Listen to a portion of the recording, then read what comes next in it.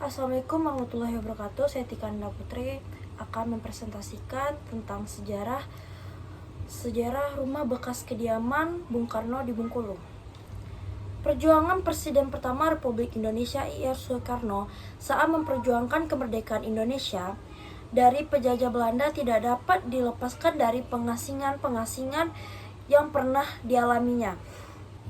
Awalnya Bung Karno bersama dengan Mas Kun Supriyadinata dan Gatot Mangkupraja pada tanggal 29 Desember 1929 ditangkap oleh Belanda dan dijebloskan ke penjara Bancai. Setelah diadili dan dinyatakan bersalah karena melakukan tindakan yang meresahkan pemerintah Belanda, akhirnya beliau dipindahkan ke penjara Sukamiskin di Bandung karena dirasa masih sangat vokal dan berbahaya bagi pemerintah Belanda.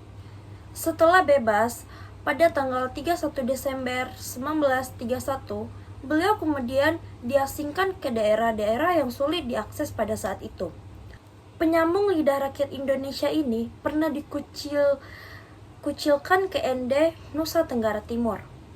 Selama di Ende, Bung Karno mengalami sakit keras akibat wabah malaria. Tekanan untuk memindahkan Bung Karno dari Ende disuarakan oleh para tokoh di Batavia.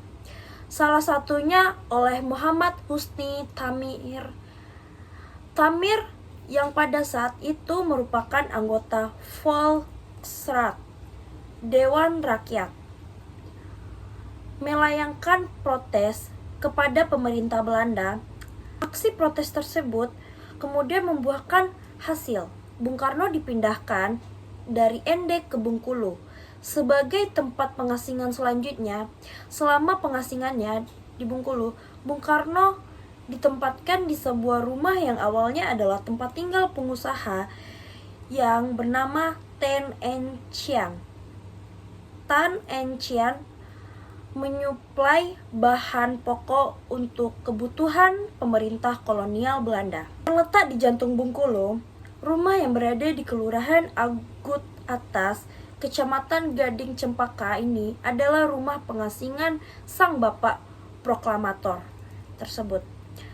Beliau diasingkan seorang diri ke Bengkulu pada tahun 1938 dan beberapa minggu kemudian disusul oleh istrinya saat itu, Inggit Garnasih, dan anak angkatnya Ratna Juaimi.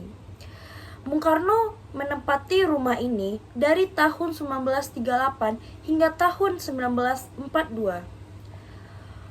Oleh masyarakat Bengkulu, awalnya Bung Karno dianggap sebagai orang aneh sebab sikapnya yang sangat berapi-api dalam menjalani korespondensi. Banyak masyarakat yang takut dan menganggap Bung Karno akan memberikan pengaruh buruk. Meski diasingkan, gerak-gerik untuk membangkitkan semangat masyarakat merdeka dari penjajahan bangsa asing terus dilakukan. Beliau selalu mencari celah untuk memotivasi masyarakat, rakyat Bengkulu untuk merdeka. Untuk mengatasi persoalan tersebut, akhirnya Bung Karno merenovasi ulang masjid yang terletak di Kelurahan Baja. Tindakan beliau tersebut menarik banyak perhatian masyarakat untuk bercakap-cakap dengannya. Untuk menarik pemuda, Bung Karno membuat sebuah grup pertunjukan bernama Monte Carlo. Di pertunjukan musik dan drama ini, Bung Karno menulis sendiri naskahnya. Ia memasukkan nilai-nilai sosial dan nasionalisme dengan cara yang indah. Dulu luas keseluruhan rumah ini mencapai 4 hektar. Akan tetapi, seiring berjalannya waktu, oleh pemerintah Provinsi Bengkulu, lahan yang ada kemudian dibagi-bagi untuk rumah penduduk dan sebagai untuk gedung istana pemerintah daerah setempat. Rumah dengan luas lahan 4.813 meter ini dikelilingi oleh pagar. Bangunan induk atau utama didirikan pada awal abad 20 dengan denah berbentuk 4 persegi panjang dengan luas bangunan 162 meter. Bangunan induk atau utama terletak di tengah halaman dan pavilion terletak di belakang bangunan induk. Bangunan induk tersebut terdiri dari teras yang berhubungan dengan ruang tamu dan beberapa kamar serta memiliki teras belakang. Bangunan ini memiliki atap limas, tidak berkaki dan dindingnya polos.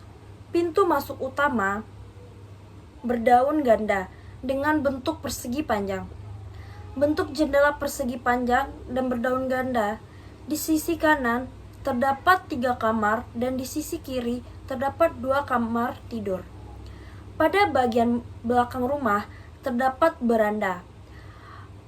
Pada bagian kanan terdapat bangunan memanjang ke belakang, terdiri atas 5 petak, diantaranya merupakan kamar kecil atau kamar mandi, sedangkan yang lainnya berfungsi sebagai gudang dan dapur. Di dalam rumah pengasingan ini tersimpan beberapa benda peninggalan Bung Karno yang memiliki nilai sejarah. Benda-benda tersebut terdiri atas benda asli dan benda tiruan yang merupakan saksi bisu menemani sang proklamator dalam menyusun strategi-strategi perjuangan selama pengasingan. Meskipun rumah ini tidak terbilang besar, namun pembagian ruang dan penataan benda-benda berharga tersebut cukup rapi dan teratur.